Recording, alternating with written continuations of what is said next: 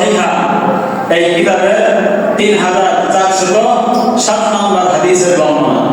قال رسول الله صلى الله عليه وسلم دخل رجل الجنة فرأى على بابها مكتوبا الصدقة بعشر أمثالها والقرض بثمانية عشر।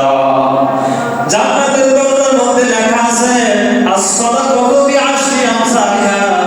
কোন মানুষ যদি দান করে মসজিদে মাদ্রাসায় এতিম অসহায় বিপদগ্রস্ত ব্যক্তিকে ফকির মিসকিনকে যদি দান করে আল্লাহ রাব্বুল আলামিন তার আমলনামায় 10 গুণ সওয়াব লিখে দেয়। সুবহানাল্লাহ। ওয়াল করদু বিসামানিয়াতি আশারা। আর কোন ব্যক্তির বিপদের মধ্যে যদি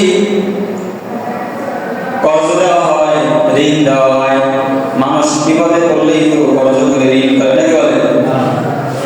এই ঋণ যদি কোনো বান্দা দান দেয়, কর্জ হাসানা যদি কাউকে দেয়, আল্লাহ রাব্বুল আলামিন এর বিনিময়ে তার আমলনামায় 18 গুণ সওয়াব লিখে দেয়। সুবহানাল্লাহ। তাহলে বুঝেন, দান করা আছে, ঋণ দেওয়া, কর্জ হাসানা দেওয়া বেশি সওয়াব। সুবহানাল্লাহ।